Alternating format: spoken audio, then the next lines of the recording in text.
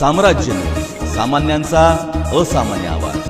मोहोळ शिवारातील पाचीपट्टा भागातील उसाच्या पाचटातून बिबट्या सदृश 2 पिले अचानक बाहेर आल्याने परिसरात खळबळ उडाली असून सदर पिल्ले तिथून गायब झाल्याने वन खात्याचे पथक त्या पिल्लांवर लक्ष ठेवून आहे।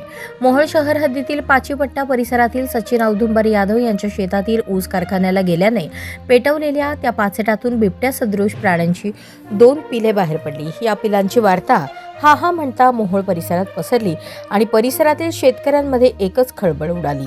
ही घटना 1 फेब्रुवारी रोजी रात्री 7:30च्या सुमारास घडली।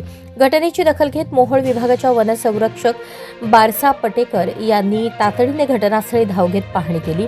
पाचीपट्टा परिसरातील औदुंबरी यादव यांच्या शेतातील ऊस कारखान्याला गेल्यानंतर रविवारी सायंकाळी 7च्या दरम्यान ऊसाचे पाचट पेटवून दिले होते।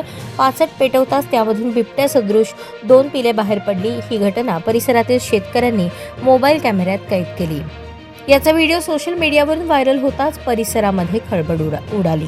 घटनेची माहिती मिळताच मोहोळ विभागाचे वनरक्षक बारसा पटेकर यांना समजताच त्यांनी वनपाल अविनाश गायकवाड, वनमजूर रावसाहेब माने, बापू वाघमोडे यांच्यासह घटनास्थळी धाव घेतली। वन विभागाच्या पथकाने त्या परिसरात रात्रभर गस्त घातली आहे। घटनास्थळाची पाहणी केली असता त्या ठिकाणी बिबट्याच्या पावलांच्या खुणा आढळल्या नाहीत। शेतकऱ्यांनी व्हायरल केलेल्या व्हिडिओवरून ती पिल्ले बिबट्याची असावीत अशी शक्यता वाटत नाही। सदर पाचीपट्टा परिसरात गेल्या 15 दिवसांपासून बिबट्या सदृश प्राण्याने कोणावरही प्राण्यावरती किंवा पाळीव प्राण्यावरती हल्ला केल्याची घटना घडलेली नाही।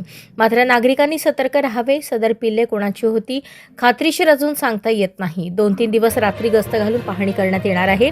त्यानंतरच ती पिल्ले कोणत्या प्राण्याची आहेत हे स्पष्ट होईल।